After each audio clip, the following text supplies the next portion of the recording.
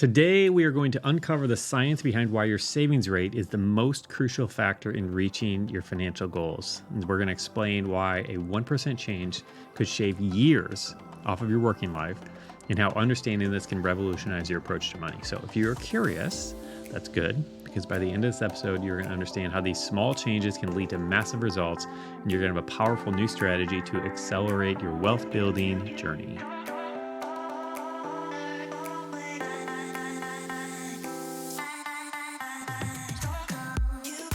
Hey, we are Bob and Linda Lotich, the authors of Simple Money, Rich Life, and you are listening to the SeedTime Money podcast. And we are in the middle of a 40-week series where we're sharing our 40-week checklist of all the action steps, strategies, and biblical insights that we used to go from being broke, paycheck to paycheck living, to reaching our biggest financial goal of giving away $1 million by age 40, and really living a life of true financial freedom. And so if any of that sounds interesting or intriguing to you, or that's on your goal list, then this is going to be a really helpful series. And I encourage you to dive back in the episodes you've missed, because all of them are things that helped us reach that particular goal and will help you on your journey, whatever it is that you're trying to achieve financially and what you have that you're going after. So today, I'm excited because we're talking about something. So I'm a natural born saver. You're a natural born saver. Nope. I'm a natural born spender. Yeah. So I'm the saver in our house. Linda is the spender. Most of you probably already know that. If you're listening to this podcast for any length of time, it becomes really, really obvious very quickly. Right.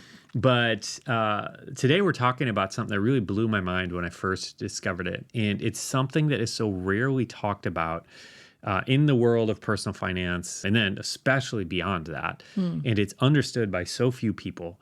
But when you begin to understand this, it is game changing for your finances.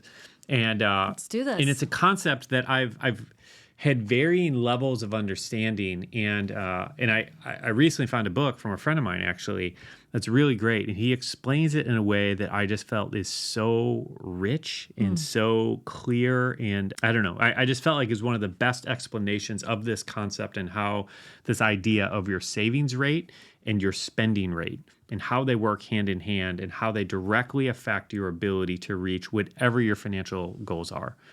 And in a really, really significant way. So I'm going to pull out some excerpts from his book. The book's called Retire Before Mom and Dad by Rob Berger. Fantastic book, really like it. But I want to take you through, and I'm really interested to hear what you think about this. Because this, as a saver, like just gets me so fired up and excited, and I'm curious, like you're like, nah, I don't care. Okay, all right. Like we'll see where you land after this. But anyway, so I'm going to read a few passages out of this to kind of explain the concept, because again, I think he explained it really, really well. And then we'll kind of break some stuff down and kind of go from there. But anyway, should we dive in? Let's dive in. Let's do it. All right. So I want to start. So part of what he's talking about in this book is the idea of achieving financial independence, and he calls it financial freedom. These terms kind of get tossed around a little, but the idea is the big goal is reaching the point where you have enough money saved up, invested, that you can live off of the earnings of that. Okay. And once you get at that point, of course, you don't need a job because your money is making you enough money that you don't need to have a job anymore. Right. So that is a big goal for a lot of people. Well, you don't need to have a job for the purposes of funding your lifestyle. Exactly. Right. Okay. And so we talk about this occasionally from time to time, but that's kind of the caveat to what we're talking about here and some of the terms that he's used. So he starts by saying, we are conditioned to define financial success based on a fat paycheck. Yet financial freedom hinges on how much you spend, not how much you make. That right there is news to a lot of people. Right. I've been in this long enough to know that most people do not believe that. But financial freedom hinges on how much you spend, not how much you make. Thus, the more you spend, the more it takes to reach each level of financial freedom. And the less you spend, the easier it is to reach each level. So lowering your expenses is like lowering the hurdles in an Olympic race. Okay, so then he goes out and to break what he calls the 7 levels of financial freedom. Okay, so the first level is you have 1 month of expenses saved. Okay. Second level, you have 3 months of expenses saved. Third level, you have 6 months. The fourth level, you have 1 year of expenses saved. Okay. The level 5 is you have 5 years of expenses saved. Level 6, 10 years expenses saved. And then level 7, which is the final one, you have 25 years of expenses saved. And that being the point, when most experts agree, you can now comfortably live off of your investments with minimal risk of them running out before you die. Okay. Okay. So that 25 years of expenses saved is kind of the golden rule that a lot of people in this space, and this is commonly known as FIRE, financial independence, retire early, that whole movement. So this accounts for inflation as well? I think generally speaking it does, because the assumption is a lot of the money that you would have saved up and is in investments and not sitting in a savings account earning 1%. Okay. And therefore, I think it does generally, in most cases, most people are factoring that in with that. Okay. So again, level 7, the goal is having 25 years of expenses saved. All right. So that's the first part. The focus of what we're going to be talking about here isn't specifically financial freedom, but really just reaching whatever that financial goal is that you have. But it's in he's explaining it in the context of reaching this 25-year mark. Okay. Right. Okay. So he goes on to say, financial freedom has nothing to do with your income. Okay. So the 7 levels are the same, whether you are a teacher making $40,000 a year or whether you're LeBron James making $50 million. Okay. How long it takes to reach each level depends entirely on what percentage of your income you spend and save, not how much you make.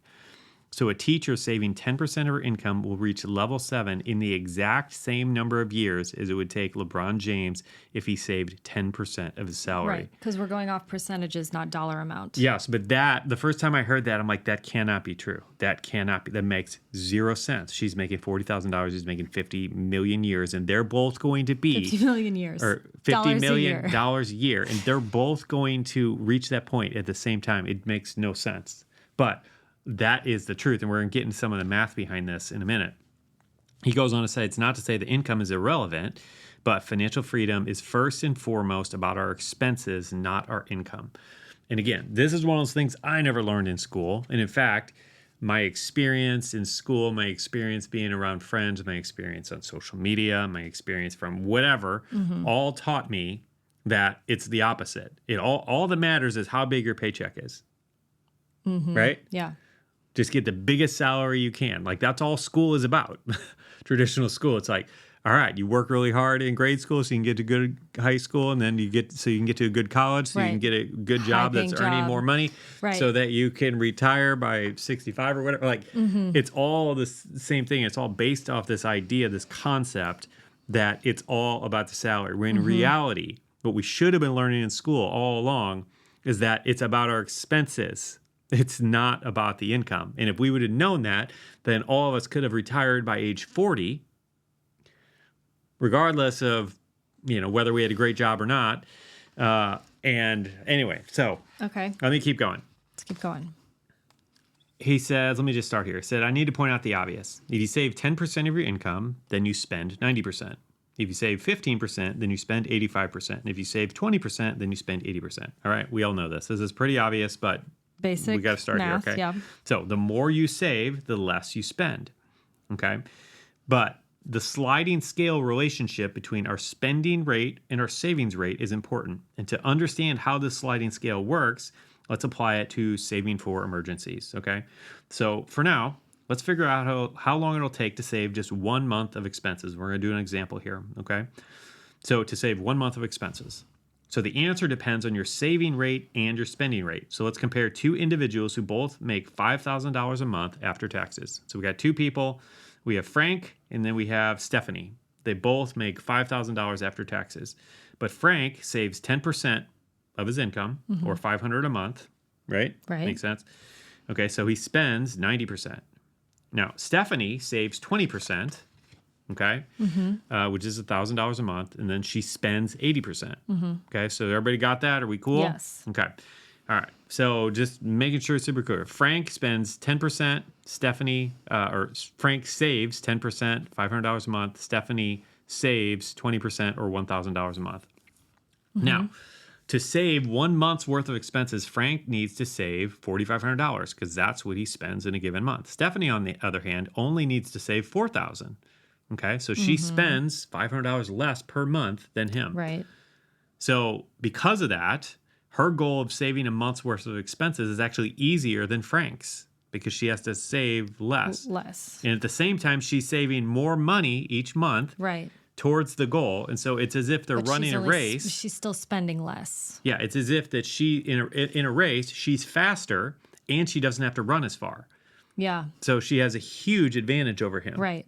Right? Yep. Okay, so recall that Frank has a savings rate of 10%. And so if Frank saves 10% of his income, he'll build up a 1-month emergency fund in 9 months. Okay, it'll take him 9 months to get there. Now, Stephanie, this is what's really cool. She will save 1 month of expenses in just 4 months. It's less than half the time. Wow. Like, isn't that cool? Yeah. Okay. So he goes on to say, every dollar we don't spend increases our savings, but just as importantly, it decreases how much we need in order for our freedom fund to reach each level of financial freedom. Okay. And so this is a breakdown of how these numbers work based on your savings rate. Okay. And so if you have a 5% savings rate, it'll take you 19 months to save up that 1 month emergency fund. Right. Okay. If you increase it to 10%, now it's only going to take you 9 months. So it's less than half. If you increase it to 15%, it's 5.5 months. If you increase it to 20%, it only takes you 4 months to get there. And if you increase this all the way up to 50%, and again, like probably not most people can do this, but in theory, if you can save 50% of your income, you can fill that savings in just 1 month. Right.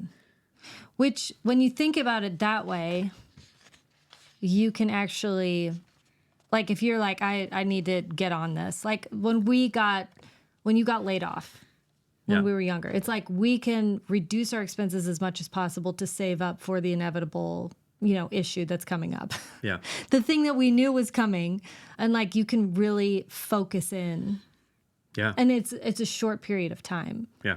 Which I think is where when we've talked about the worst case scenario budget. Survival budget. Survival budget. There we go. Yeah. Where it's like, how much do we actually need? Like that will come in really handy, and you can think, how long can I do this to try and save up as much as possible to get myself there? You know what I mean? Yeah. Yeah. That's interesting. Yeah, and so like the implications of this, it just means that whatever the thing you are trying to reach, and so for a lot of people, like it's retirement, okay? And so I want to be able to retire. Like it isn't about, like really the challenge, if you want to retire early, is how low can you reduce your expenses? Like how can you drive that number down? Because the more you drive that number down, that allows you to reduce your average living expenses per month while increasing your savings. And so you just make that spread even wider. And that's how people are retiring at 35 years old. And some of these crazy numbers is because they figured out, how to live a hyper frugal lifestyle for a while to get to that point, right? And I don't know. It's just really, I just found it to be really eye-opening when you kind of start to see some of the math behind it.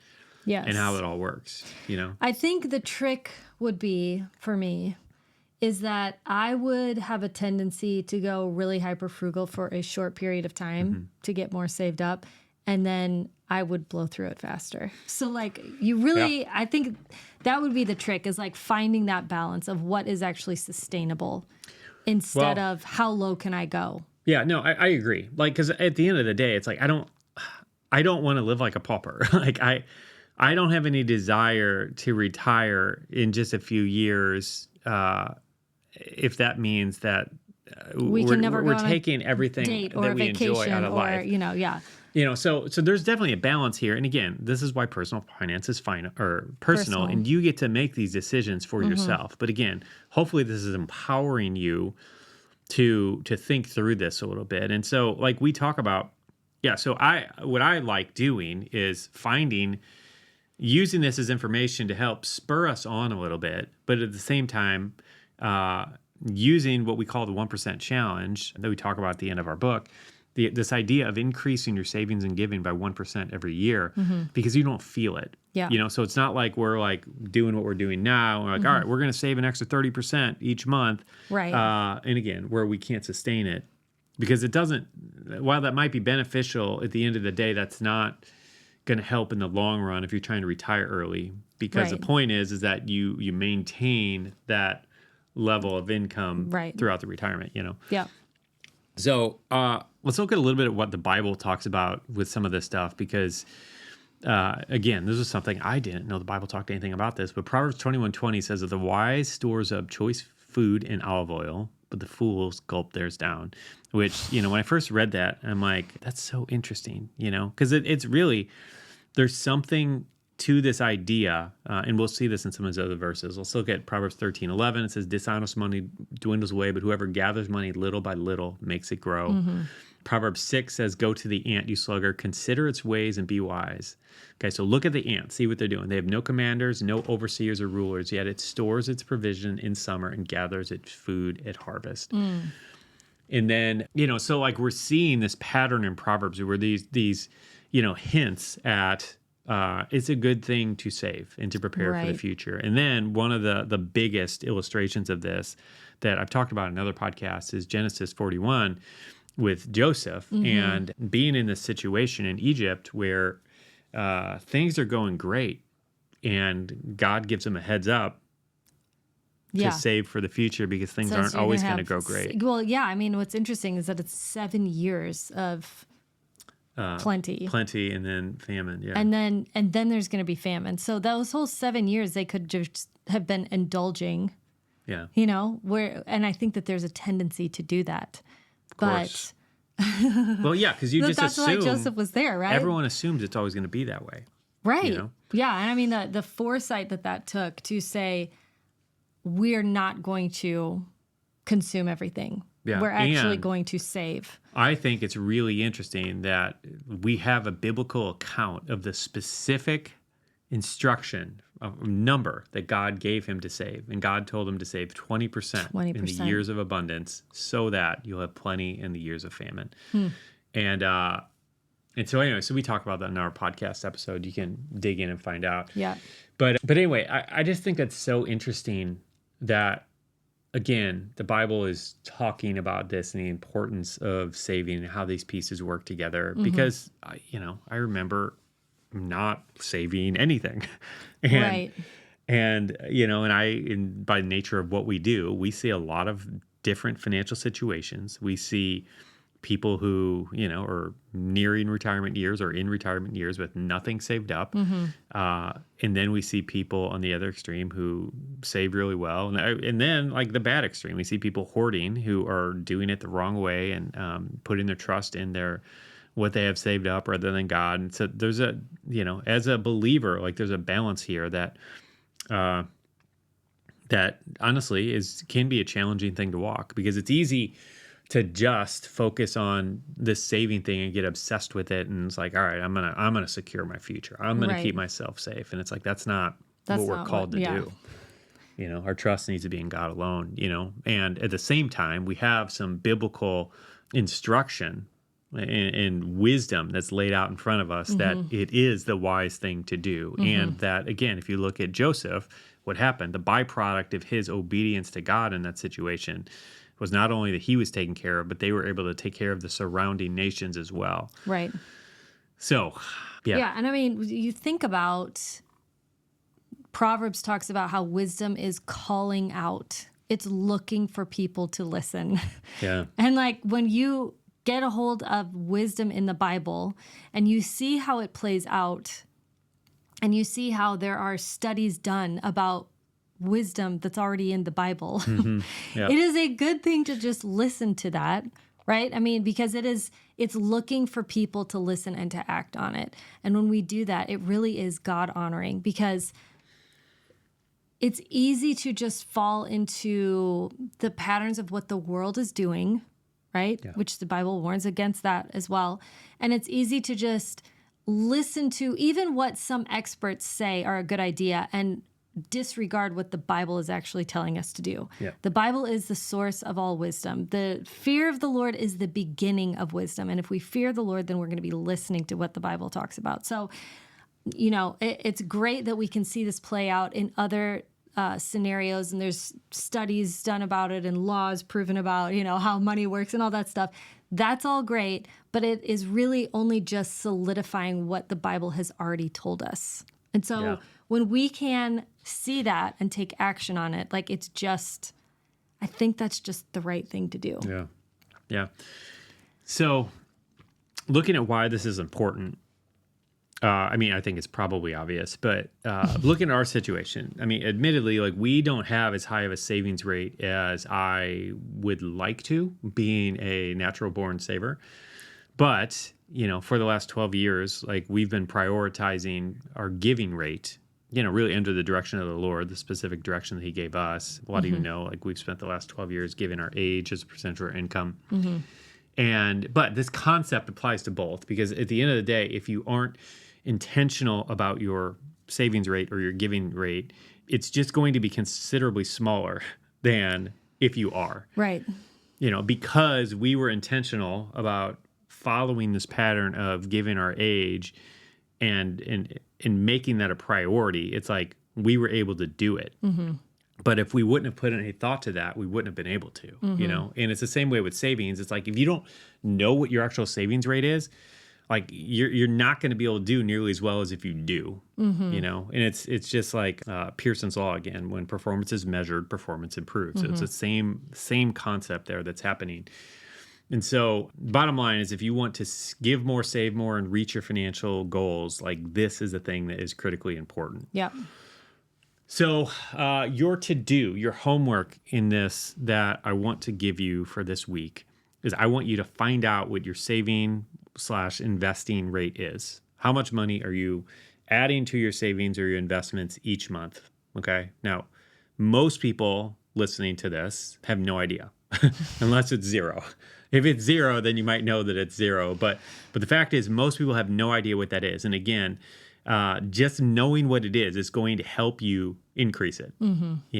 So I'm going to walk through quickly how exactly to do this. So you can go back, if you're driving, go back home, listen to this, at least the end of this episode again, as I walk you through this. But what I want you to first do is go home, figure out where your take-home pay is. So not what your annual salary is, but what do you take home? Okay. So if you make $50,000 a year, but you take home $4,500 and whatever that is per month, it's I don't know, or $45,000, and let's say it's $4,000 a month, or $3,800, or whatever the thing is. Figure out what your take home per month is. Okay. Okay. Now go look at how much are you adding to your 401k, 403b. In terms of dollars each month. How much are you adding to your Roth IRA, regular IRA, other investments you might be adding to? How much are you adding to a savings account each month that isn't getting spent? So not just money I'm adding to a savings account, but then I spend it by the end of the month. How much do you have growing in a separate savings account that you're contributing each month? Okay. So add up all those numbers to figure out how much am I saving each month, and then get that total dollar amount. Okay. And so now we're going to take that small amount, let's say it's $500 a month total that you're saving, and we're going to divide your total take-home, monthly take-home, by that. Okay, so quick example, let's say your take-home is $10,000 and you're saving $500 a month. We're going to take $500 divided by 10,000, and that's going to give you 0.05 or 5%. Okay? Okay. So that's the math on that. It's super simple. Go back and re-listen to it if you lost me on that. But for your homework, I want you to figure out what your rate is, what your actual percentage is. It's not good enough to just think, well, I think I contribute 3% to my 401k, whatever. Find out what the actual number is, okay? Find out what it is, know what it is. That's the first step. After that, you get to look at, you get to think of everything we talked about, everything we explained in this book, and how those different rates so drastically affect, you just doubling your rate cuts your time in half to reaching whatever that goal is. So keep that in mind, and then consider, all right, maybe it's time to increase it by 1%. Could I do that if I had to? Right. Okay. Maybe you can increase it by 2% or 3% or whatever. But yeah, consider doing that because, again, like we said from the beginning, this is such a critical thing that can move you so much further, faster. And again, the first time I saw this and saw these numbers side by side, I'm like, man, it just really got me fired up to want to start, hitting the gas a little bit more on trying to be more consistent with our savings rate to be able to move forward in this. That's great. So what about you? Where did I convince you? Did I get you at all thinking, Bob, let's see if we can drive it up a little bit? Yeah, sure. Yeah. For sure. Do you want to know where we are? Yeah, I do. Are you curious? I am curious. Okay. So right now we are basically around 10%. Okay. When we add everything up. And it's fluctuated for us, but again, giving has been a factor in this as it's evolved and shifted. And again, that's always right. Our higher priority. If I have to pick two priorities, it's going to be giving. And part of the reason behind this, I've talked about this before, is that I view that as essentially eternal investing. Biblically speaking, that's one way that we are storing up treasures in heaven. And I don't want to be someone who is thinking so focused on the short blip of time that we are living our lives on earth when we're going to be in eternity and we're going to be looking back and say, man, it would have been really nice if my eternal savings rate would have been a little bit higher, Yeah. So anyway, all that to say, that's kind of our perspective on this and keeping these numbers in check. But yeah, I'd love to see us continue to drive that number up, and I'd love to get to 20% at some point. Let's do it. Should we? Yeah. All right. This feels like a deeper conversation than what we should have while people are let's listening do it. to the podcast. Let's do it right now. What can we cut? You were just talking about wanting more spending money for shoes. Should we? Anyway, all right, we'll save that for later. Okay, listen. Welcome to our personal, intimate financial conversation. Anyway, so if you found this helpful, actually do the thing we're talking about. Actually go find that number and share this with somebody else who you think might be blessed by it or could be impacted. We really appreciate it if you do. Yep. And if you haven't left us a review, we really appreciate that as well. And I think that's it. That's it. We love you. We appreciate you. Have a great rest of the day. And we'll see you next time. I thought it was the best combination of personal finance and the Christian faith that I've ever read. This is what James said after he read our book, Simple Money, Rich Life. And did you know that you can get a copy of this award-winning book for free? You can get it on Amazon, but we so believe that the church needs this message that if you can cover shipping, we'd love to cover the cost of the book and send you a free copy. All you need to do is go to seedtime.com/free to get yours.